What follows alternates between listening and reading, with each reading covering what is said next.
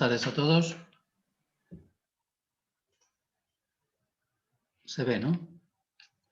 En primer lugar, agradecer la invitación que me ha realizado el doctor Esteban para participar en estas píldoras formativas o informativas, como queramos llamarlo. Y yo tengo por misión intentar responder a esta pregunta. ¿Manda el volumen renal en la progresión de la poliquistosis? El volumen renal lo podemos medir con escáner o con resonancia.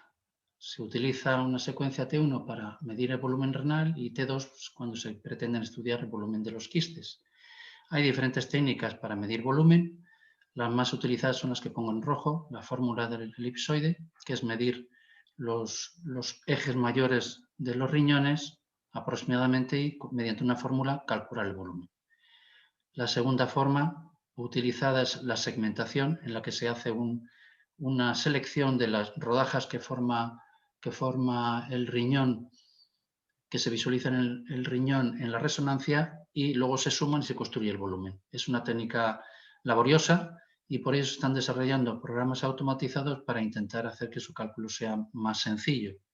El futuro está en hacer una evaluación del tejido parenquimatoso restante, es decir, de lo que es el riñón que queda después del volumen de riñón quístico que crece. Aquí muestro en esta diapositiva, son mediciones seriadas de volúmenes renales y se ve cómo crece tan rápidamente el volumen renal de forma exponencial a expensas de los quistes.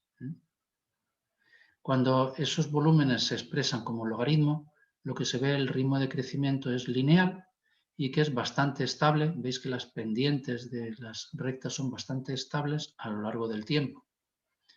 Cuando intentamos ver si la poliquistosis, la mutación PKD1 y PKD2, que son las más frecuentes en la poliquistosis, tienen un ritmo diferente, pues aquí vienen estas rectas reflejado que lo que es el ritmo de crecimiento es el mismo, tanto para PKD1 como PKD2. Sin embargo, la peor evolución es debido al mayor número de quistes que hay en PKD1. En los últimos años, la línea por la que vamos es la de intentar estimar el crecimiento de los riñones. Y eso se hace clasificando a los pacientes en lo que se ha llamado la clasificación de la clínica Mayo. A partir de una medición del volumen renal de un paciente, estos son los volúmenes en escala logarítmica, pues a partir del volumen que se mida en un momento determinado, se relaciona con la edad que tiene y se intenta estimar el crecimiento hasta ese momento del volumen renal. Clasificamos a los pacientes en 5 grupos, dependiendo de ese ritmo, si es menor de un 1,5% anual o hasta más del 6% anual. Son 5 clases. Bueno, pues estos autores han encontrado que al mirar el filtrado glomerular a largo plazo, estas líneas representan la caída del filtrado glomerular, de la función renal en definitiva, caen más rápidamente estos 3 grupos, que son el C, el D y el E, que son los que muestran aquí en esta curva de supervivencia, los que peor supervivencia renal tienen, es decir, los que fracasa el riñón antes, son los que crecen el riñón más rápidamente. Precisamente nosotros nos planteamos en un estudio cooperativo entre Jaén y Granada el validar esta clasificación de Mayo en nuestra población andaluza. Esto lo vamos a presentar en el próximo congreso de la Sociedad Española. Y lo que hicimos es seleccionar pacientes que tuvieran mediciones de volumen mediante TAC o resonancia y aplicarles el mismo modelo y ver qué pasaba. Hemos incluido hasta ahora 125 pacientes con un seguimiento de más de 7 años. La mutación más frecuente es el PKD1, 71%, un filtrado de 70 de media y las clases más frecuentes pues son las intermedias, la B, la C y la D. Bueno. Esto es una foto de cómo son los volúmenes renales, teniendo en cuenta la altura del sujeto, volumen renal ajustado a la edad. Y ves que la distribución, los círculos azules son Jaén, los círculos rojos son de Granada. Veis que la distribución es similar en ambas provincias. Esta es una curva de supervivencia, pero considerando los pacientes según el volumen renal que tienen.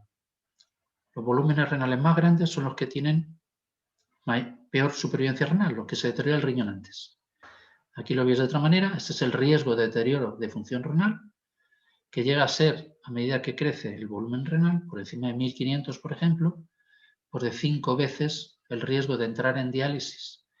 Es verdad que esto tiene una pequeña trampa, y es que los riñones más grandes también se acompañan de una función renal peor. Por lo tanto, cualquier análisis de esto tiene que ser multivariante. La propia clínica Mayo propone una ecuación que permita calcular al cabo de cierto tiempo qué filtrado glomerular tiene un paciente pasado unos años. Veis aquí un poco la relación que es el filtrado glomerular, esto es el filtrado glomerular real al final del tiempo de observación, y esto es lo que predice la clínica Mayo. Y bueno, pues hay una cierta correlación, hay una buena correlación. El problema es que cuando vamos a analizar valores individuales vemos que los errores que se pueden cometer son grandes. Entonces, a nivel individual esta ecuación digamos que falla.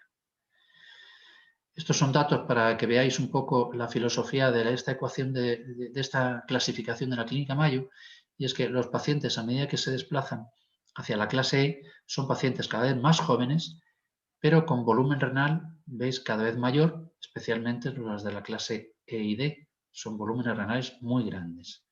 Bueno, pues cuando uno intenta analizar cuáles son los que tienen mayor riesgo de deteriorar la función renal, son precisamente esos riñones, los de la clase C, D y E, los que mayor crecimiento tienen. Esto es para mostraros cómo evoluciona la función renal al cabo del tiempo, según la clasificación de Mayo, y veis cómo pues, el deterioro que se produce es mayor en mililitros minuto año, a medida que vamos desde esta clase hasta esta, que corresponde a la de mayor crecimiento renal anual. Esto es expresado como una curva de supervivencia. Vemos que la supervivencia renal en nuestros datos también apoya esta idea. La clase E, la de mayor crecimiento, es la peor. Estas dos no se diferencian tanto porque tenían función renal similar. Como he dicho, al intentar hacer un análisis multivariante, es decir, ajustando por otra serie de parámetros, se ve que estas tres clases, y especialmente esta, que es la E, de mayor crecimiento renal, son los que evolucionan peor.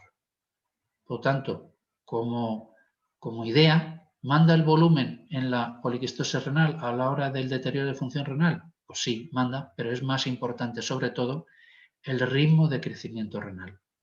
Ese volumen, teniendo en cuenta la edad del paciente, que se constituye como un predictor futuro y temprano de la evolución de la función renal.